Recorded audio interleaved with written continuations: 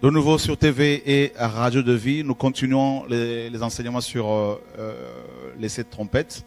Et pourquoi? Parce que nous sommes à la fin, le Seigneur revient et il faut avertir les églises, avertir les frères et sœurs, avertir les enfants du Seigneur pour le retour du Mashiach. Alors, comme vous l'avez compris, les trompettes dans les Écritures étaient utilisées pour plusieurs raisons. Premièrement, pour rassembler les enfants d'Israël autour du tabernacle, pour les enseignements, les instructions qui devaient être communiquées à tout le monde.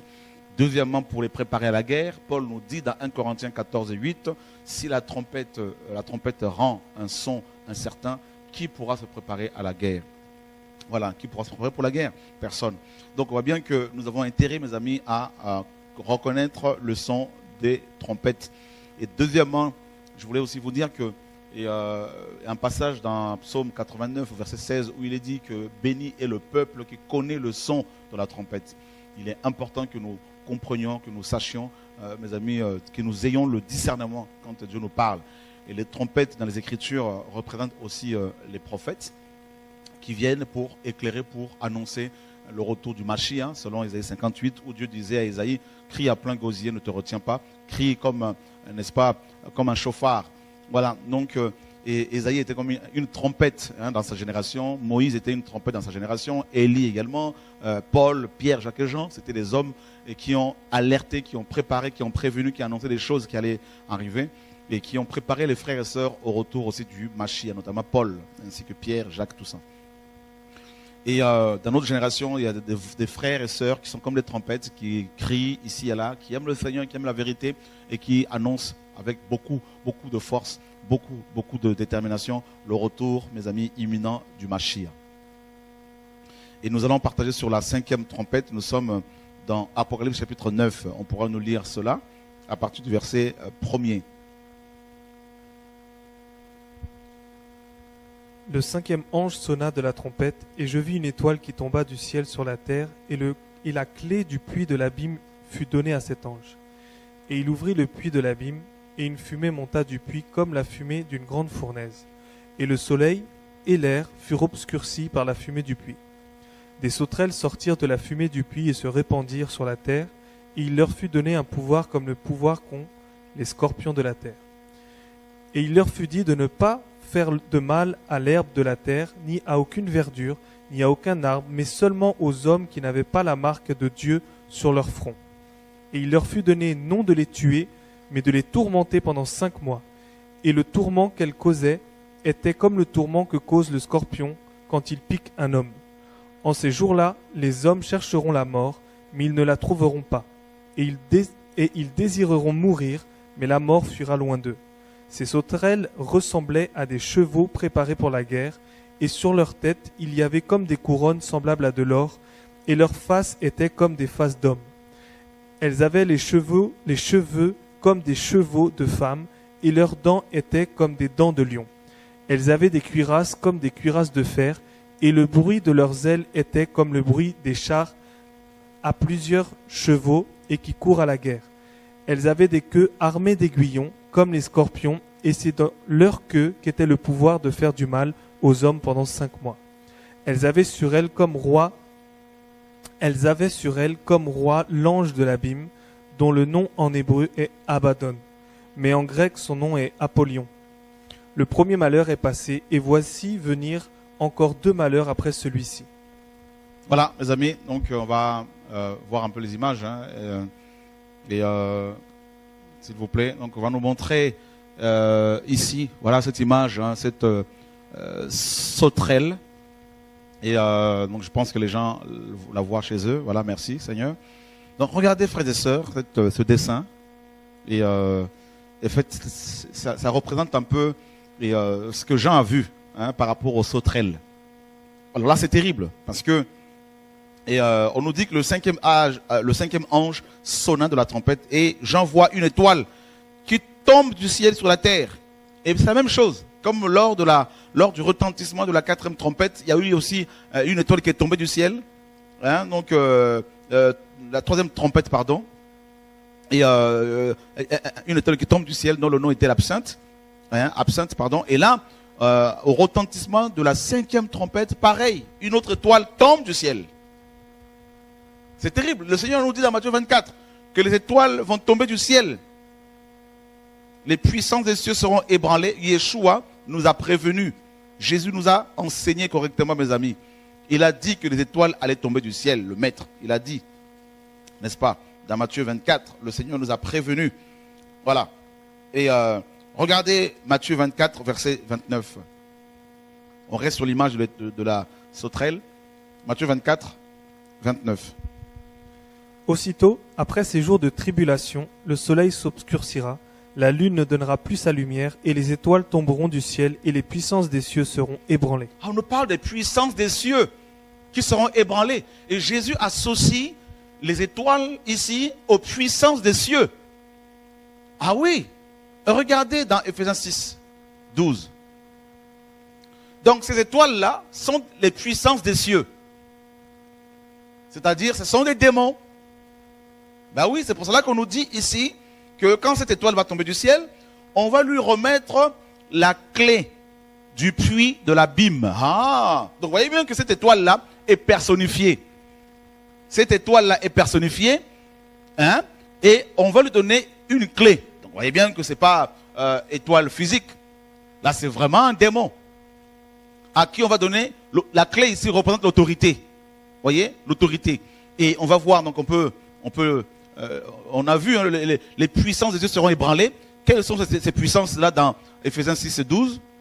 Car nous n'avons pas à lutter contre la chair et le sang, mais contre les principautés, contre les puissances, contre les seigneurs du monde des ténèbres de cet âge, contre les méchancetés spirituelles qui sont dans les lieux célestes. Ah, contre les méchancetés spirituelles qui sont dans les lieux célestes. Ces méchancetés-là, ce sont ces puissances, ce sont ces démons, ce sont ces étoiles qui tombent à chaque fois, telles des figues qui tombent du figuier parce que le figuier a été secoué.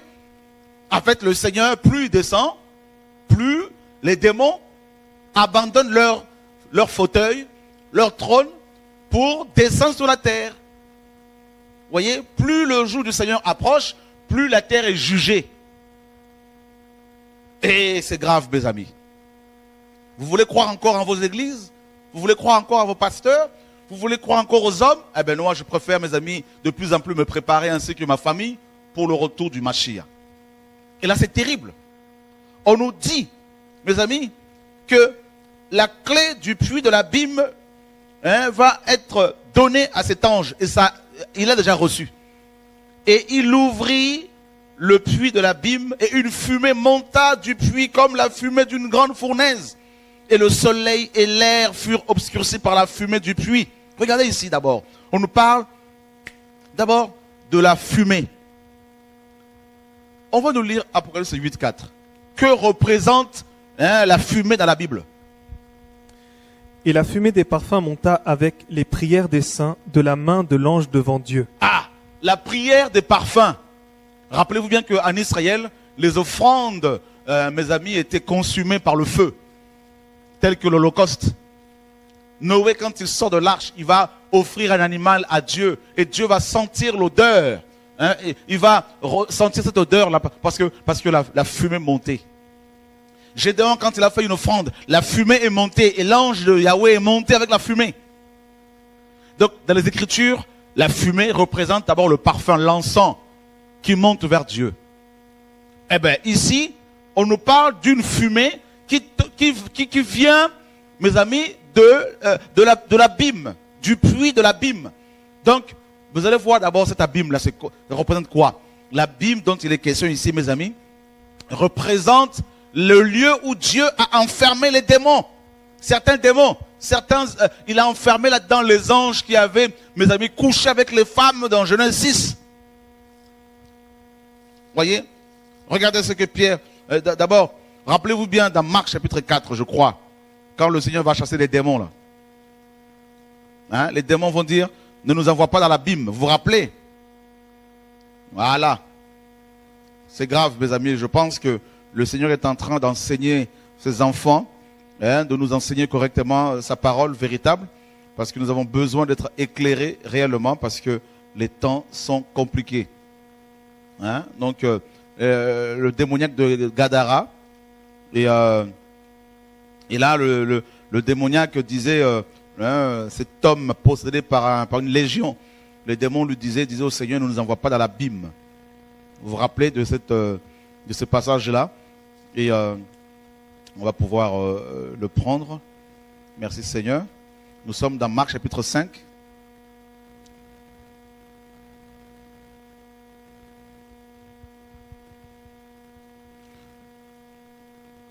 Et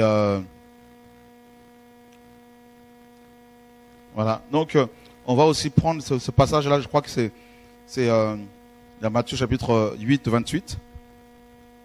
On va voir là où les démons disent ne nous envoie pas dans l'abîme. Donc, vous allez voir que c'est vraiment l'habitation des démons.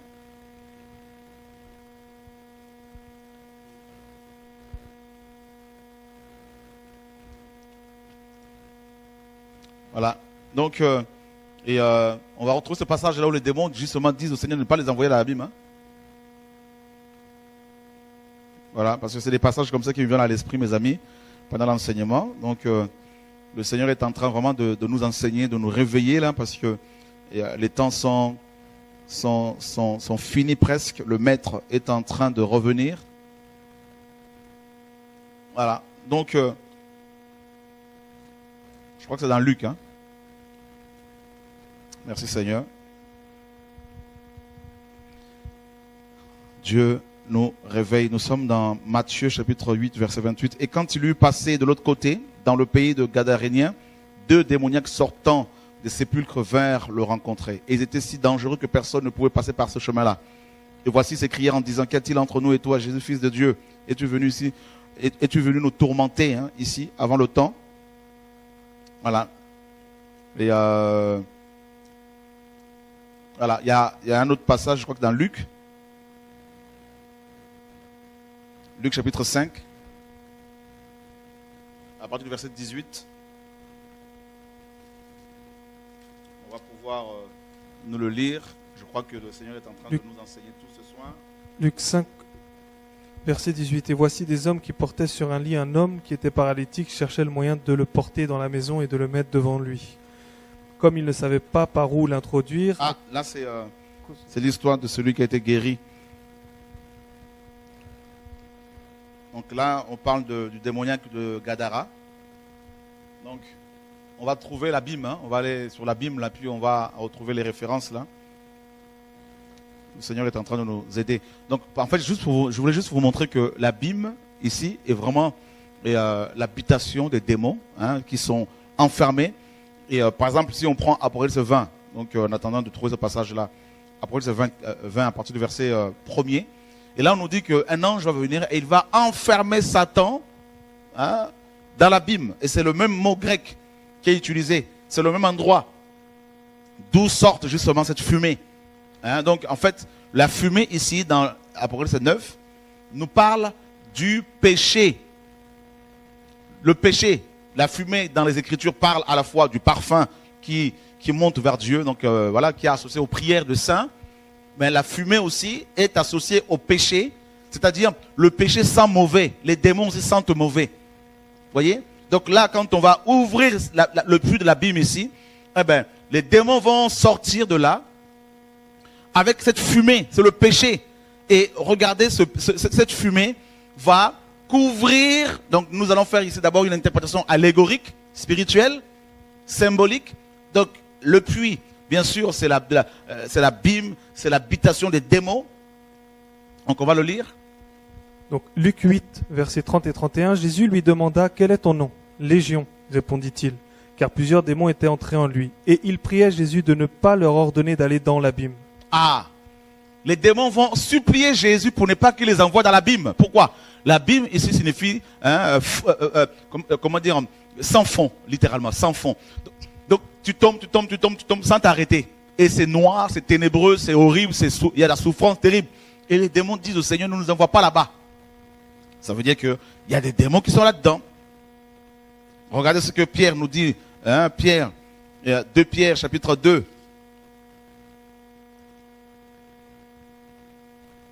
2 Pierre, chapitre 2, David, verset 4.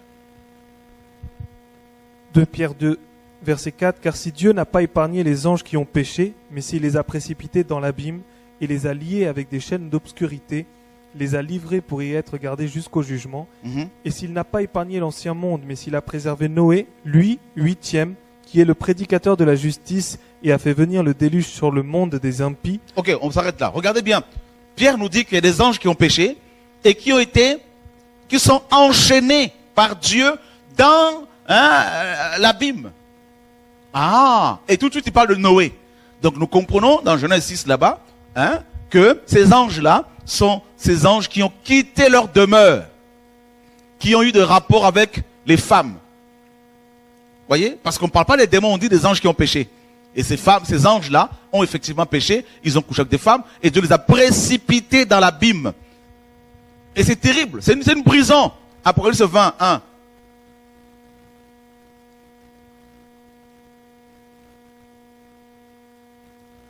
Chapitre 20, verset 1er. Après cela, je vis descendre du ciel un ange qui avait la clé de l'abîme et une grande chaîne dans sa main. Mhm. Il saisit le dragon, le serpent ancien, qui est le diable et Satan, et le lia pour 1000 ans. Ah, vous voyez bien que Satan va être aussi enchaîné et jeté au même endroit. Et Pierre nous dit que là-dedans, il y a des anges qui sont enchaînés dans les ténèbres et ils sont là dans l'abîme. Dieu les a jetés là-bas et nous croyons que ces anges-là sont ces anges qui ont péché dans Genèse 6 là-bas, qui ont quitté leur demeure et qui ont eu des rapports avec des femmes et ces femmes ont donné naissance aux Néphilim, aux géants, aux tombés du ciel. Aha. Voilà les informations que Dieu nous donne. C'est important, mes amis, de méditer la parole du Seigneur sous le contrôle de l'Esprit de Dieu. Donc vous comprenez que la fumée ici, c'est cette fumée, c'est le péché. Donc on nous apprend que lorsque la 5e trompette va retentir, eh bien, le péché va encore couvrir le globe terrestre. Et regardez, une fumée monta du puits de l'abîme comme la fumée d'une grande fournaise. Et le soleil et l'air furent obscurcis par la fumée du puits. Si l'on veut faire une interprétation littérale ici, ben, l'air est pollué. Regardez bien les informations par rapport à la pollution de l'air. On va voir ça. Trouvez-nous des informations. Là, vous allez voir que la pollution de la terre continue avec le retentissement de la 5e trompette. La pollution de la terre.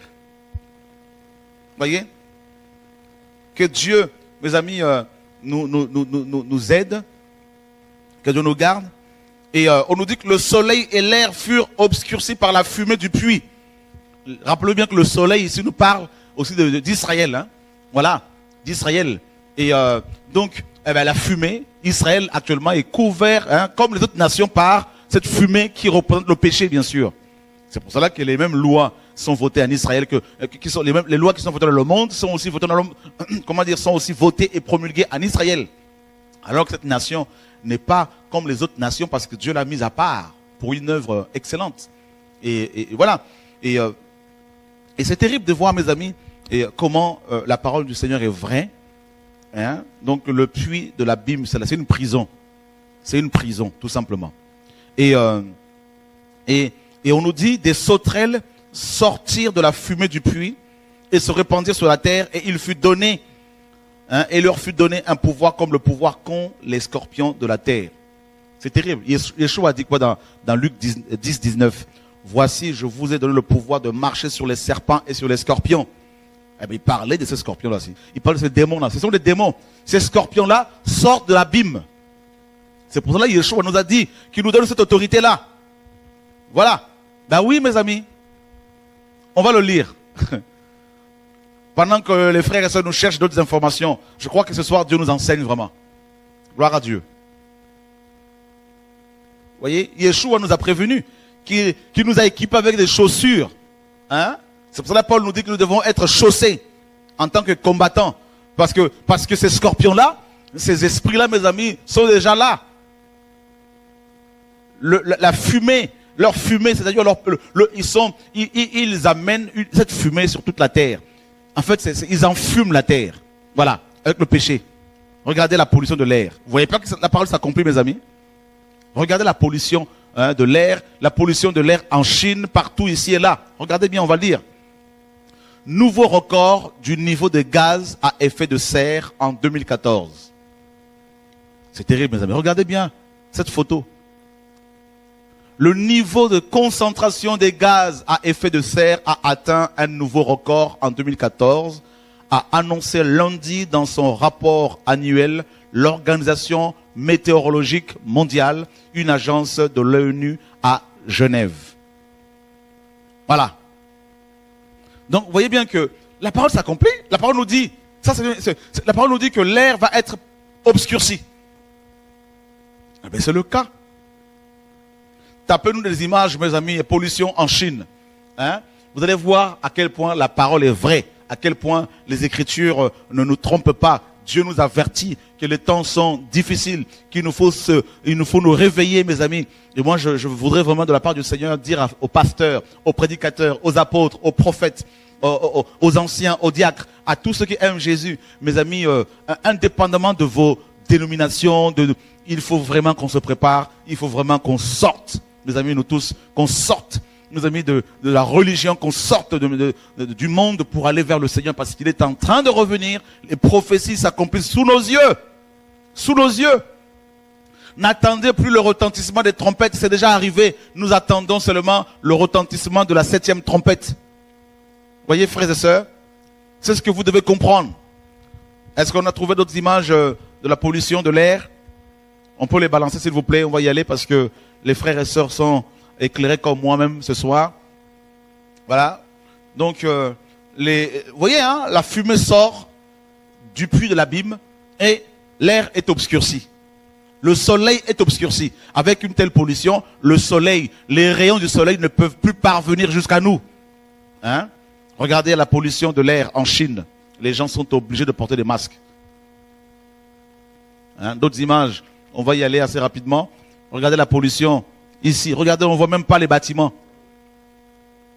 On voit juste quelques bâtiments là qui sont très très hauts. Mais regardez, on ne voit même plus les villes. Vous voyez, c'est la pollution de l'air. La parole s'accomplit. Chrétiens, vous voyez vous-même que voyez vous-même, hein, la parole est vraie. La Bible Jésus-Christ, dans sa parole, nous a avertis.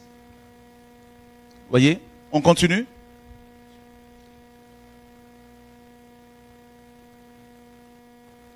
Voilà, donc si l'air est obscurci par la fumée, hein, et regardez la fumée là, mes amis, de nos usines, hein, tout ça là, hein, la fumée de nos voitures, tout ça là, il y a plein de choses, la parole s'accomplit. Tout ça là, donc littéralement, la fumée, les gaz à effet de serre, tout ça, émis par les véhicules, hein, pollution par les véhicules. Montrez-nous ces images là, vous allez voir à quel point la Bible est vraie. Jean a vu la pollution de la terre par, mes amis, par les voitures, par les avions. Hein. Il y a plein d'images que vous pouvez nous trouver là, mes amis, s'il vous plaît.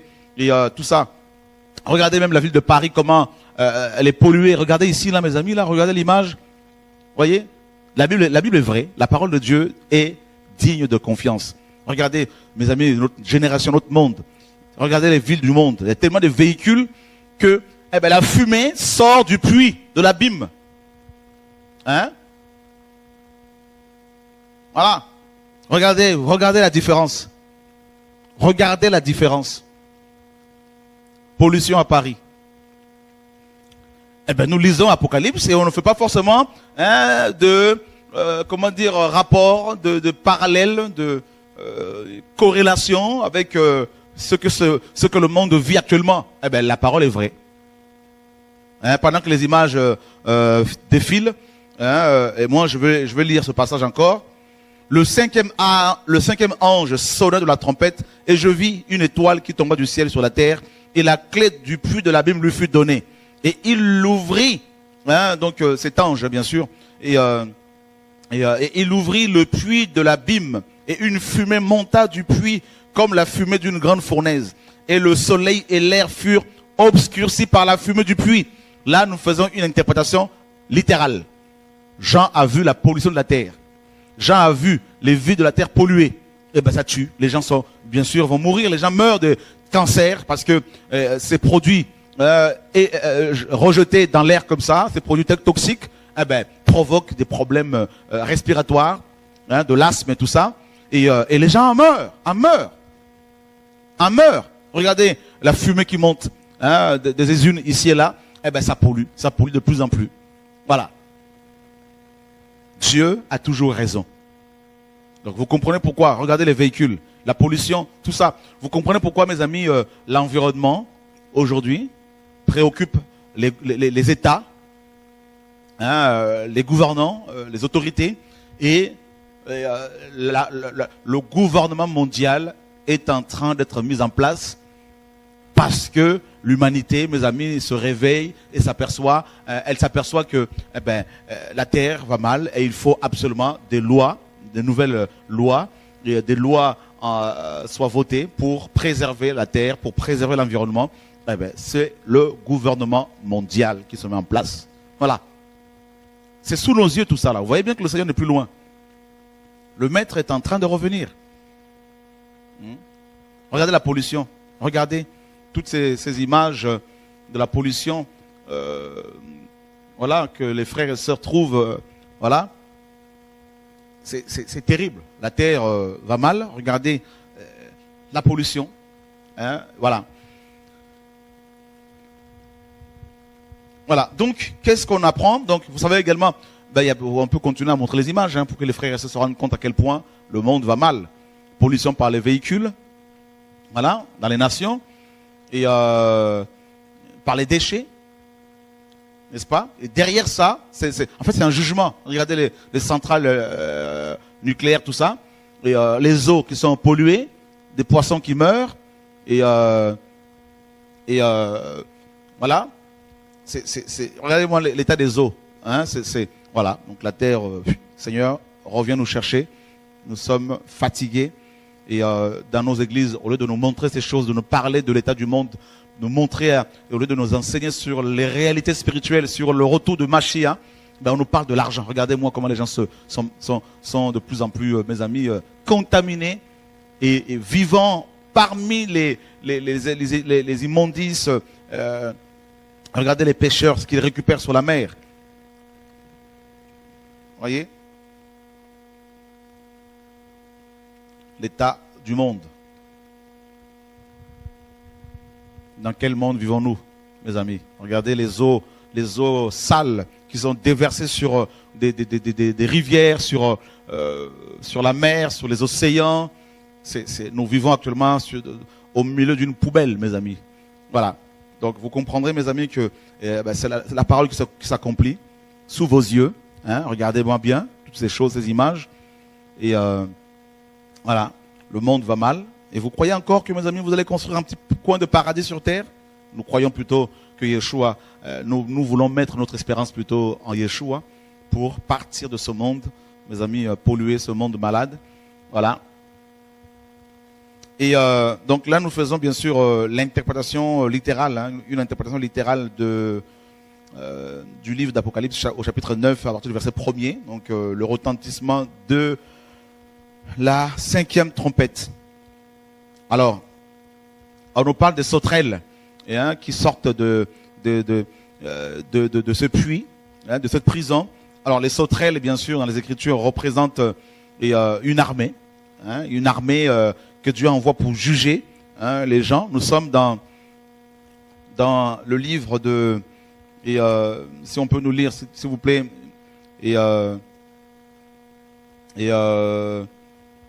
Ésaïe 13.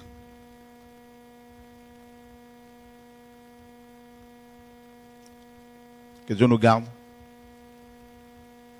Ésaïe 13, à partir du verset 1er.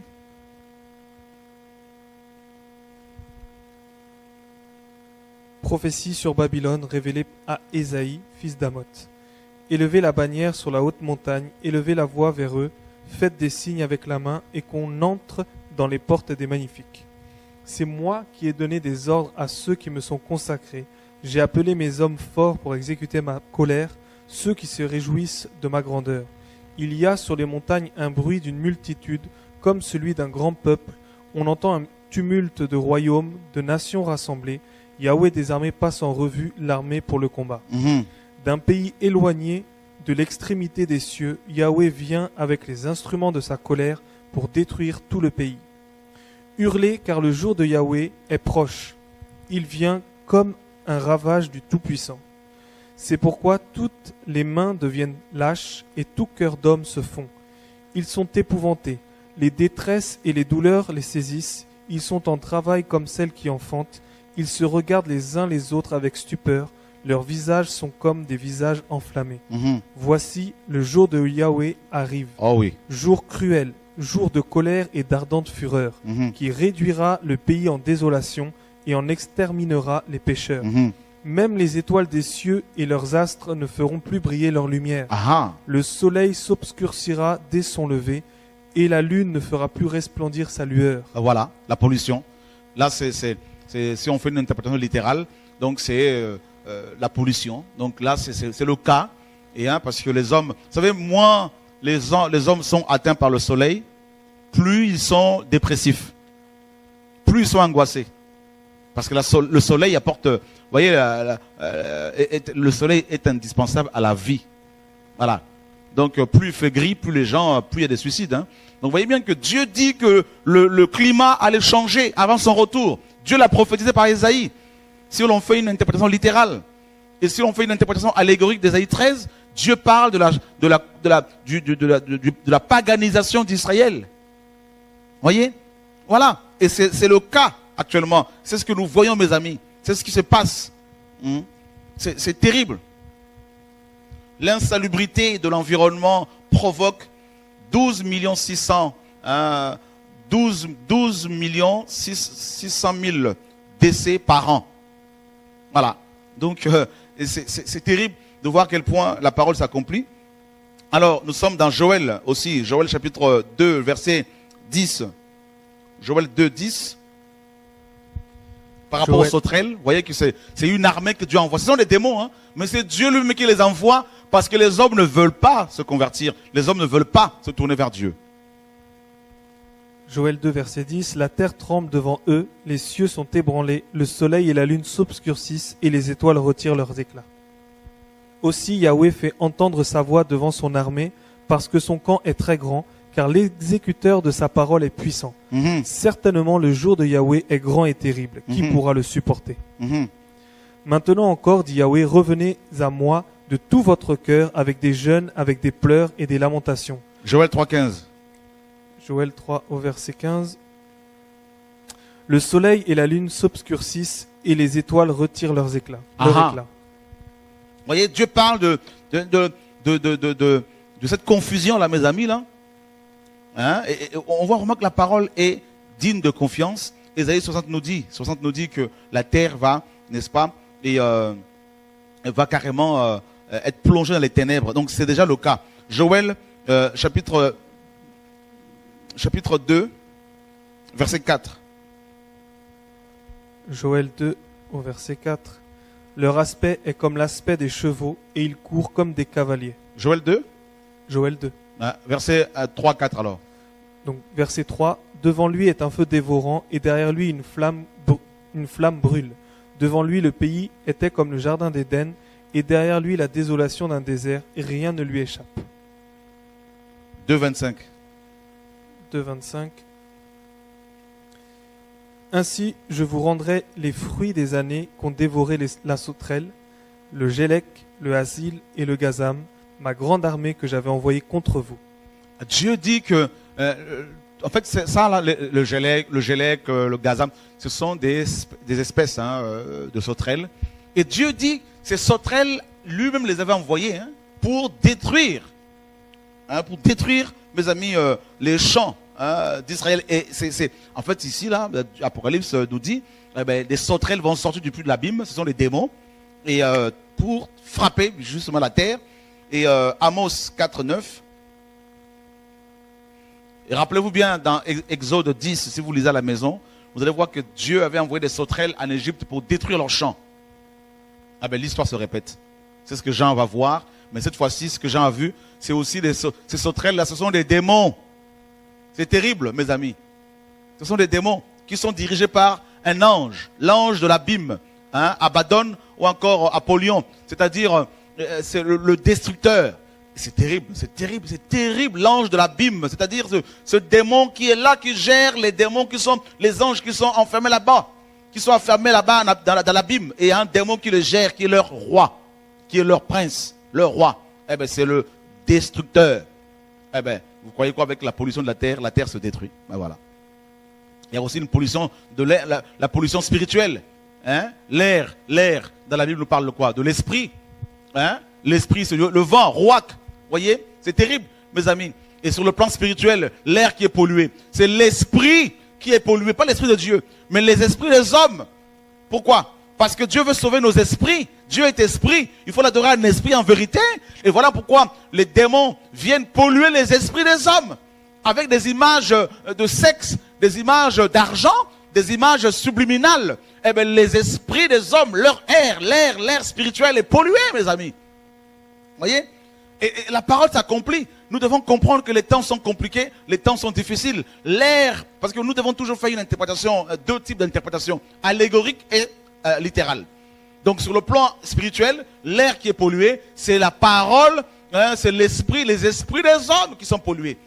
Hein, ils respirent un air spirituel pollué, une atmosphère remplie de séduction, avec ce gospel à l'américaine, avec ces enseignements bidons pollués, avec ces prédicateurs qui s'habillent en blanc pour se faire passer pour l'agneau, qui prêchent bien, qui parlent bien, mais qui vont s'associer avec des faux pasteurs, des faux chrétiens, qui sont liés les uns aux autres. C'est ça Babylone, c'est la confusion par le mélange. L'air est pollué, l'air de ces églises est pollué, voyez? Parce que la fumée, il y a une fumée noire, c'est-à-dire le péché, ça sent le péché, ça sent le roussi, ça sent les démons, ça sent la séduction, ça sent l'argent, ça sent, mes amis, la cupidité, ça sent le péché. Eh bien, c'est ça ce qui se passe sur le plan spirituel. La parole ici s'accomplit, mes amis, s'accomplit. C'est-à-dire, il y a une invasion des démons, hein, des sauterelles qui sont des démons dans les églises. Il y a une invasion d'églises, des églises par les démons, qui ont amené une fumée démoniaque. C'est-à-dire, mes amis, cette fumée qui pollue, c'est le péché qui pollue l'air spirituel, qui pollue les esprits de ces pasteurs, les esprits de ces chrétiens, au point où des églises comme l'église protestante de Suède, mes amis, va commencer à bénir les mariages des homosexuels. Vous voyez, l'air est pollué, les églises sont polluées, mes amis, une pollution spirituelle. Hein? Vous comprenez quoi? Les temps sont compliqués. Moi, je vous parle, et je sais que ma tête est de plus en plus, mes amis, réclamée, mais ce n'est pas mon problème, je dois parler. Je ne veux pas, mes amis, me taire. Je veux faire ce que Dieu me demande de faire. Donc l'atmosphère est polluée. Vous voyez, c'est terrible. L'air. Voilà, et rappelez-vous bien, on nous dit que, regardez, l'air qui est pollué. Pourquoi? Merci Saint-Esprit. Merci Saint-Esprit. Nous sommes dans Éphésiens chapitre 2, David, s'il te plaît. 1 et 2. Éphésiens, merci Saint-Esprit. Vraiment, il est magnifique. Là, il me saisit, là, je bénis Dieu pour sa présence, en tout cas.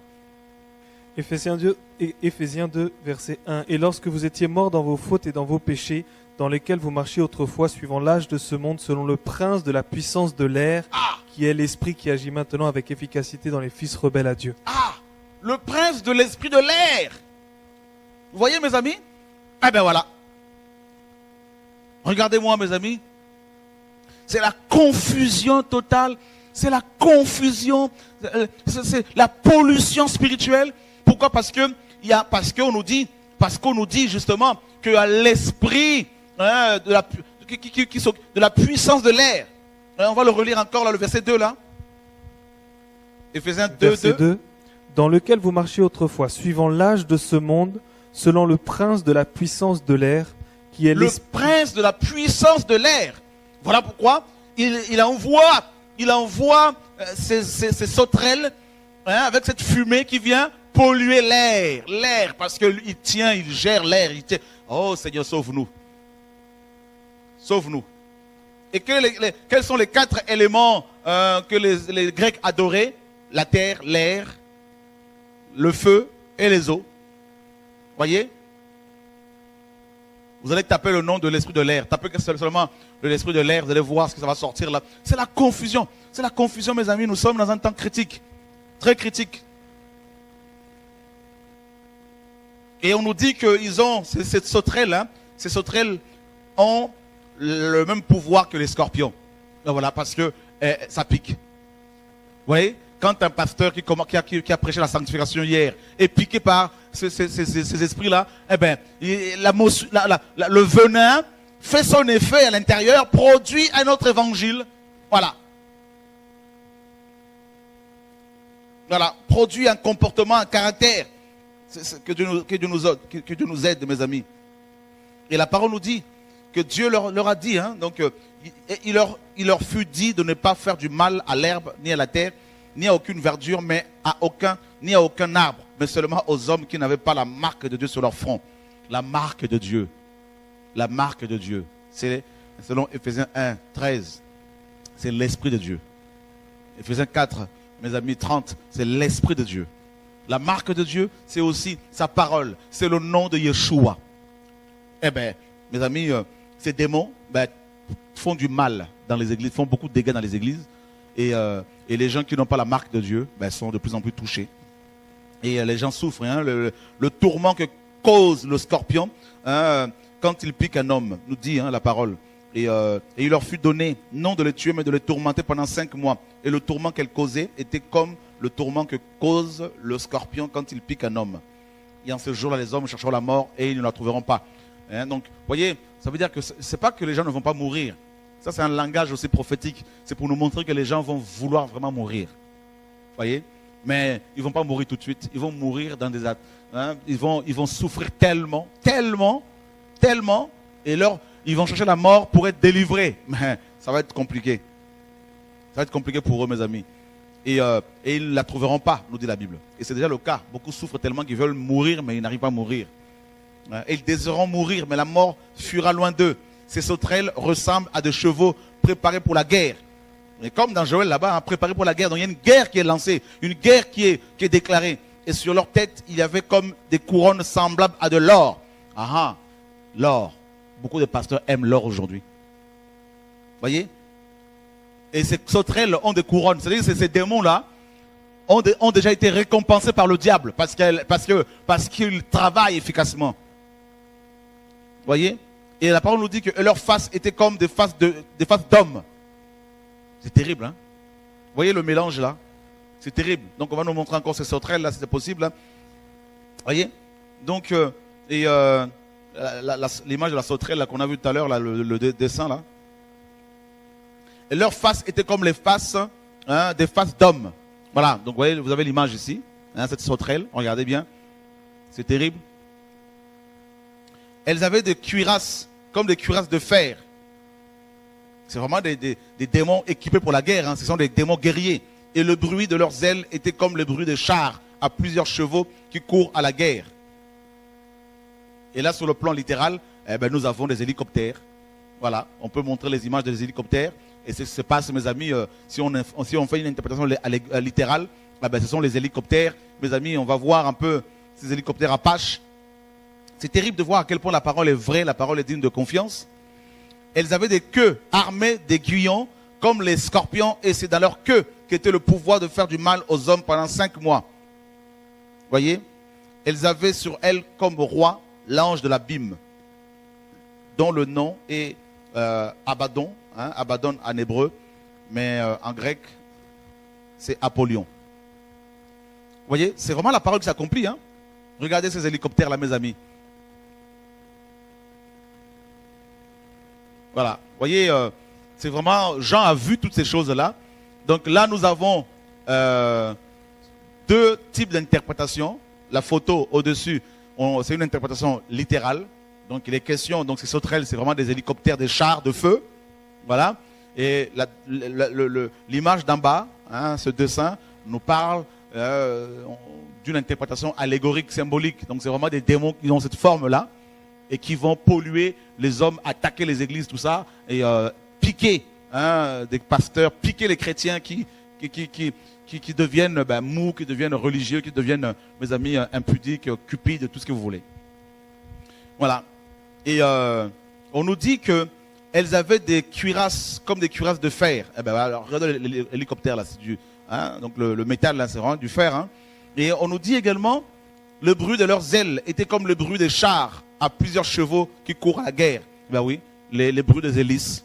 Tchac, tchac, tchac, tchac, tchac, tchac, tchac, tchac. C'est ce que Jean a entendu. C'est terrible, hein, mes amis.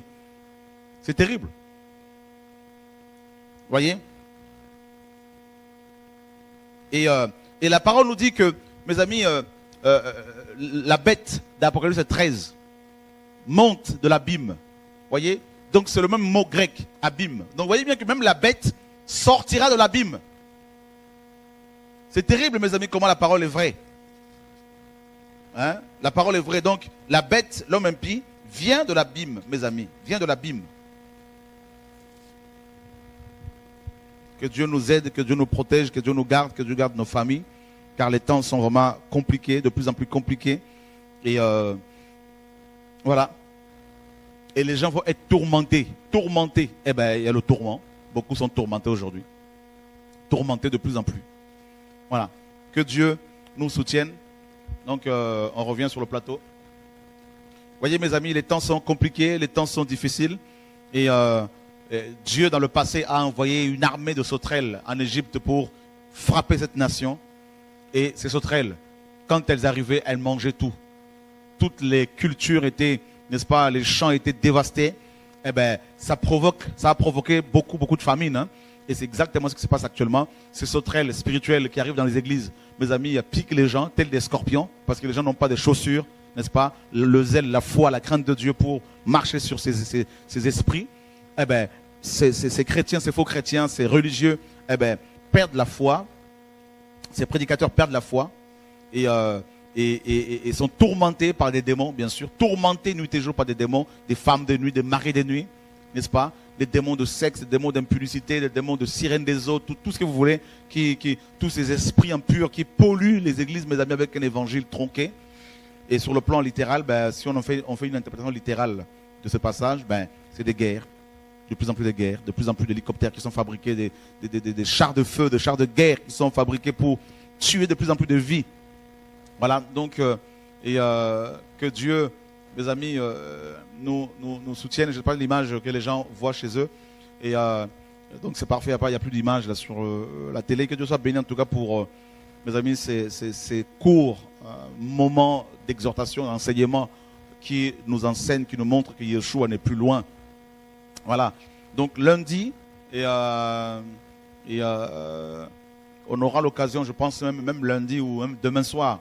Et Dieu voulant, on pourra parler de la 6e trompette. Et puis lundi, on va développer sur, on verra demain soir, on pourra parler de la 6e et de la 7e trompette. Voilà, comme ça, cette semaine, on va boucler sur les trompettes comme on vous l'a promis. Et on va se sacrifier parce que nous voulons que les frères et sœurs soient éclairés. Demain, on va dans ce cas-là commencer, pareil, à 20h30. Et on va parler premièrement de la 6e trompette et ensuite la dernière trompette. Et on va beaucoup plus s'attarder sur la 7e trompette qui est la dernière et que nous attendons justement. Donc que Dieu vous garde. Alors je ne sais pas si vous avez des coups de fil à passer, vous voulez nous appeler ou nous poser vos questions. Mais en tout cas que le Seigneur vous garde. Soyez fortifiés, préparons-nous. Le Maître revient. À bientôt. Au revoir.